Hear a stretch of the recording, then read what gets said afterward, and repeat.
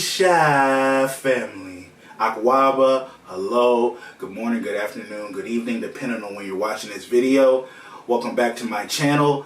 This is an update to Did Porn Ruin My Life? Part 2. To be honest with you, I'm really blown away and kind of taken aback of how much that video really blew up and how many people are sharing their stories and their addiction to it and their addiction to sex in general, and everybody as a community coming together, lending a helping hand, giving support to me, wanting to know where I'm at in my journey and the update with it. Well, I'm going to give you all that, and I'm going to give you a little bit of information that I've discovered upon my new path and upon healing and relearning myself and trying to mend my relationship with sex and pornography. For those of you curious about my personal journey, it's a lot of highs and lows. Obviously, when your identity is something for so long, since childhood, since 13, 14 years old, obviously you're going to fall back into a couple of cracks on the sidewalk and fall back into a little pit here and there. But the pits don't last as long each time as I rediscover myself, relearn different things along that journey. I'm going to share with you certain things that I have learned along that path, because as I learned myself, I've learned a lot of society around me, because we are so similar.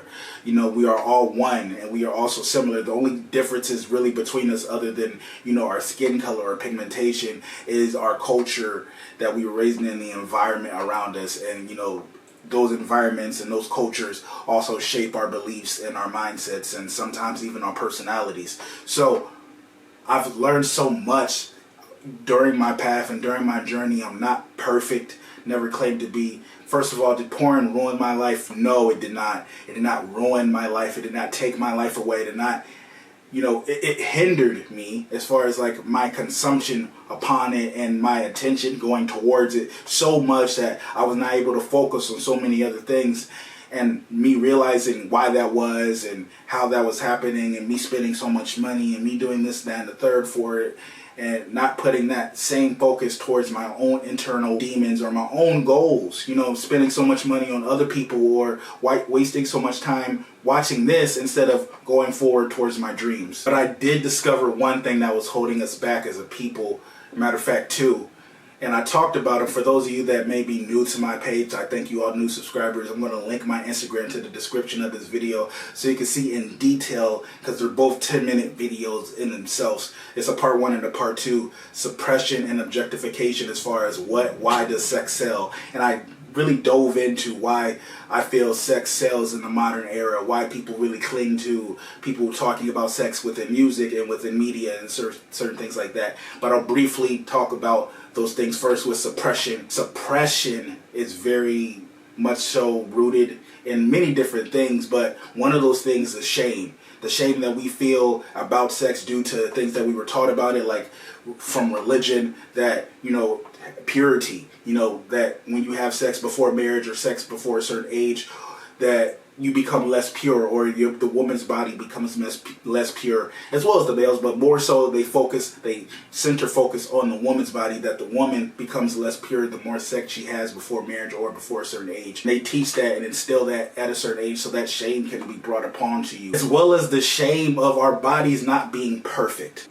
Nowadays, everybody likes to get BBLs and get their chest done, get their hips done, lips done, face done, sunken in, tummy tucks, all these type of things to alter their body to look perfect, to look beautiful, sexy, attractive, all in quotations, because that is defined person to person, because what is attractive to you may not be attractive to somebody else. And I've come to learn, as a society, we've really focused on wanting to change and alter ourselves, the inner turmoil that goes within us, the insecurities, the trauma that we've suffered, and the conditioning that beauty looks a certain way. There's a lot of people that look at me and say, he's unattractive, or he ruined his face, or his hair, or da-da-da, because we all have these preconceived notions or perceptions of what attractive or beauty is. Abs, butts, boobs, if we're overweight, if we're too skinny, all these types of things, stretch marks. If we have these things, we may be less inclined to, want to showcase our bodies, like even take our shirts off and even engage in sex, because we don't feel like we're up to par or we're attractive enough to have sex, and we feel lesser than or not good enough. And we may feel awkward showcasing our body or letting somebody touch on it. That's another way that shame can hinder us. Also, along my journey, I realized that the body inherently is not sexual, which we have been taught since childhood that we need to cover our bodies, because here's the thing about bodies. We are born naked. If we were meant to have clothes on, we would have been born with clothes on. We were given everything that we were needed at birth. Air, water, food, everything that we needed to, really thrive on this planet. And everything else that's been added on to that has been human attached, human made, human needed. Now, there's this book called Man's Search for Meaning, and a lot of humans like to attach meaning to certain things to really relate to it, resonate with it, and really have an understanding on what they're doing. I realize that there's a lot of shame that we have amongst our bodies, feeling like we have to, cover it up. Women not being allowed to show their breast in public, but it's not the same thing for men because they have more tissue or more whatever in their chest. Our essence is nudity. Our essence is nudity. So many people have been afraid to really showcase their body or just even look at it. So many people have a hatred or disgust for their feet. So many people have a hatred or disgust for their body and seeing it naked. And that's one of the things that really helped me along my body journey, is looking at my body in all different types of poses, positions, maneuvers, dancing naked, being in the mirror naked, cooking naked, walking around my house naked, sometimes even trying to attempt being public and naked nudity, as far as like walking around without my shirt on, feeling that confidence within my body, gaining confidence, body positivity, meaning that no matter where my body grows or grows to, that my body is beautiful no matter what. Now, there is healthy and unhealthy as far as like what causes long-term damage to the body and health issues and things that like high blood pressure, heart attacks, all these types of things, high cholesterol, certain things like that. Obviously, if you get too unhealthy, those things are going to happen. But as far as body positivity, you have to love yourself through each phase of your life. You can't just look at one phase of your life as like, I'm beautiful then, or I'm ugly here. And you have to really love yourself through all of it. And so many people get stuck in the I'm ugly phase if their body doesn't look how society says it's supposed to look, or how they deem it's supposed to look, especially if they have an idea of what beauty is to them. From childhood, we all get these ideas of what beauty is, of what a woman is, of what a man is, what it's supposed to look like, what it's supposed to really capture, and the essence of it. So if we don't look like that, we're not woman enough, we're not man enough, we're not attractive enough, we're not sexy enough. And it's instilled from us from a young age. And I've really outgrown a lot of that, and I've been trying to teach body positivity to a lot of friends and people that follow me on Instagram. So for those of you interested in that journey, all that can be followed on my journey on Instagram, or perhaps when I release my future podcast. Sometimes shame can come from just abuse of some kind that can be really damaging to the mind and the emotional state of a woman or a man, for that matter, because men can be abused as well. It just depends on the person, on where their life took them, or what the trauma they went through. And for me, the trauma I went through over-sexualized me. For some, it under-sexualizes them to where they don't want sex, they don't view sex as attractive.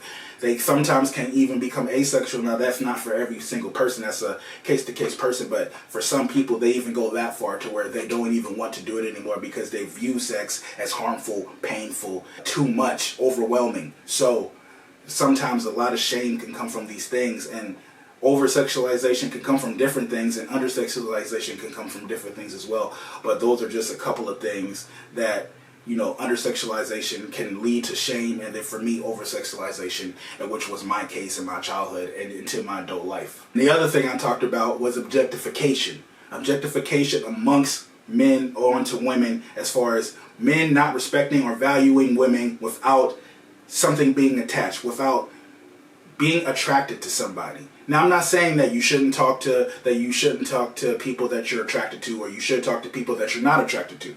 But what I am saying that is so many men that will only talk to somebody if they look a certain way. And then that agenda, when men are giving attention to women that look a certain way, a certain type of body type or a certain type of face or look, women that see men giving them that attention, giving other women that attention, women will try to make themselves look that way. A prime example, Nicki Minaj said in an interview that Lil Wayne jokingly talking about butts and her butt being small and other people's butts being big, subconsciously, because the subconscious mind only listens, it only absorbs information. It doesn't have the opportunity to think. It only absorbs, and then the frontal mind will rationally sometimes think about certain things, but the subconscious absorbs everything. She made that decision based off of around her and then the business she was in. So many women make those decisions based off of, especially if you were cheated on by somebody that looks, that went towards somebody that looks a whole different way than you, you're going to feel insecure, you're going to feel not good enough. And also men valuing women only for their bodies. And here's the thing, man. Women are not objects. They're not something to be used or had. They are people just like us that have traumas, insecurities, that have full lives, that have emotions just like us, and we all want the same things. We're just different sexes. I would even go as far to say more than half of men on this planet do not respect women. I would even go as far as that, because look at how long it took for women to get certain rights compared to men, or how in certain countries or continents women are still being pushed down. As far as like we look at the progression of women in America and in other places like the United Kingdom and Mexico and certain places like that. But if you look at places like Saudi Arabia or even other places, they still will not allow women to do certain things or do things that men do. Where does that come from? I believe that men hate femininity. I believe men hate femininity and they view masculinity as superior. For those of you that saw the video about gender and identity, then you know that I am very open-minded when it comes to identities, when it comes to gender, when it comes to all these type of things. I don't believe in one thing being right or wrong. I just believe in openness, and everything is awareness, and everything is one. So when it comes to masculinity hating femininity, I believe that's where the gay hate comes from, that they view gay men as feminine almost.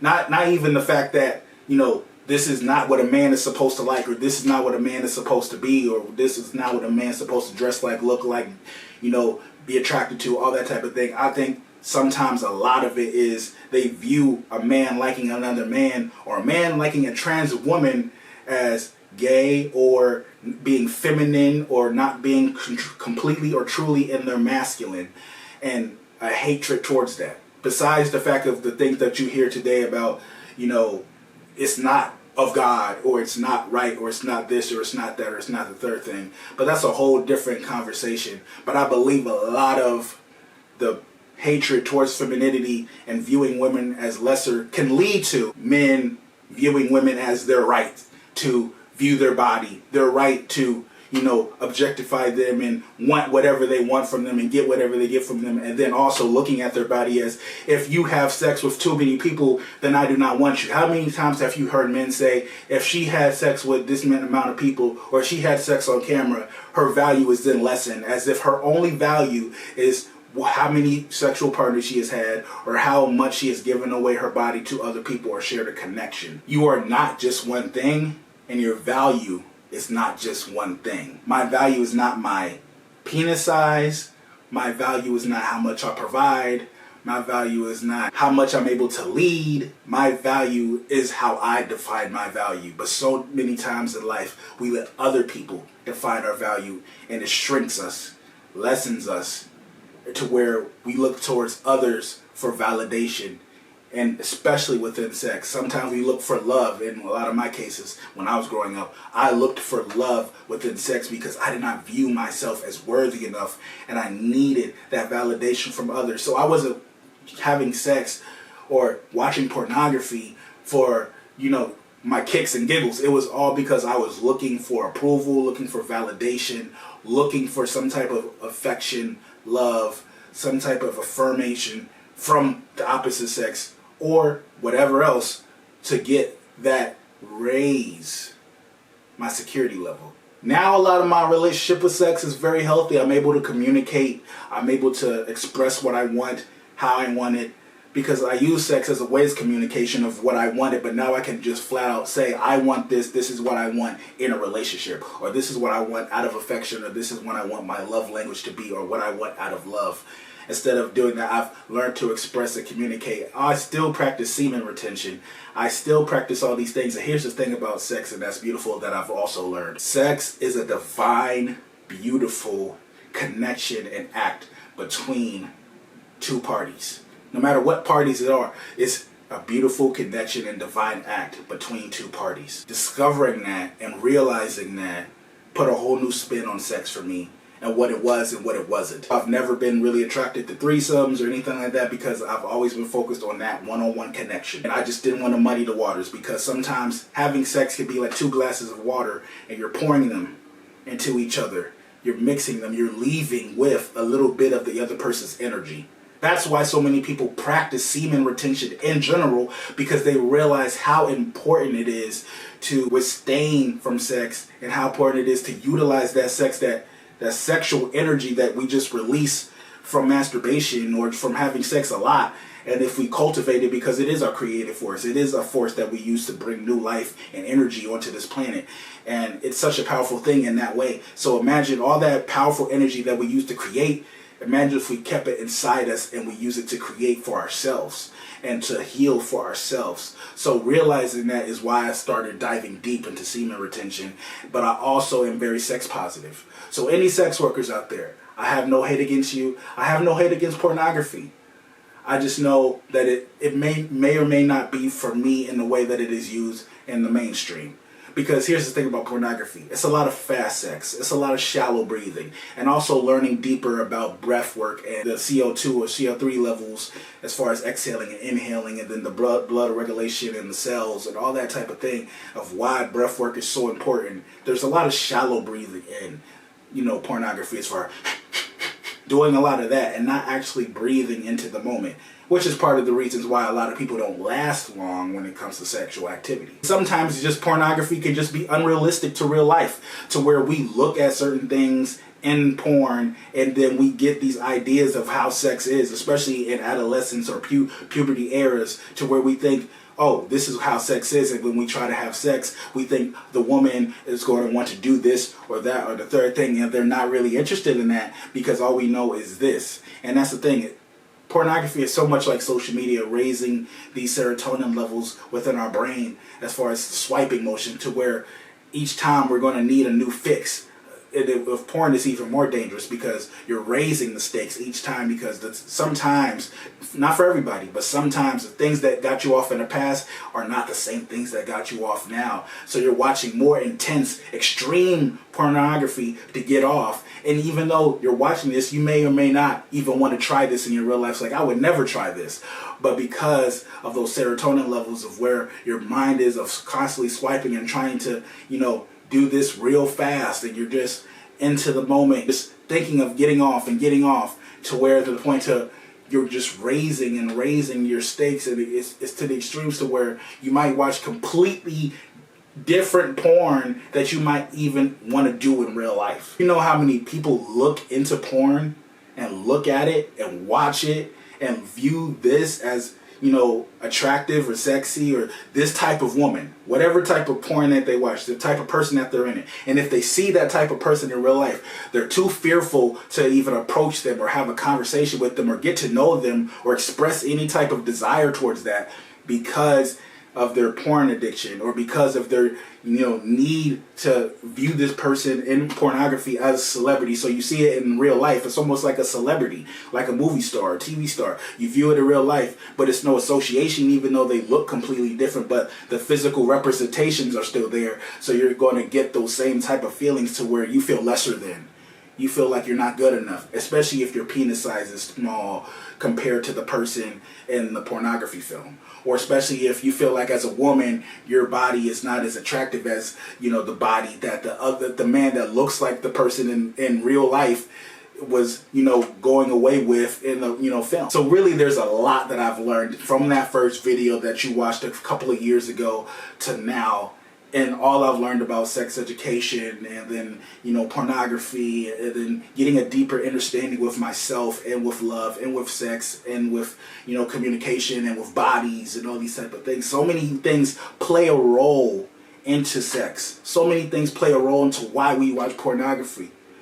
Some of these people just view it, pornography, from a young age. It's natural to do as a male or a woman. But why do we say that? Right? I started diving into why do we do things? Why is it this way? Why do we accept it? And once I started asking why and asking myself why over and over until I ran out of questions and I ran out of answers, that's when I got to the root of it. And you have to get to the root of everything. You can't just pick a flower and think that the flower is never going to grow again. You have to get to the root and pull it out and plant something new. And that's exactly what I did.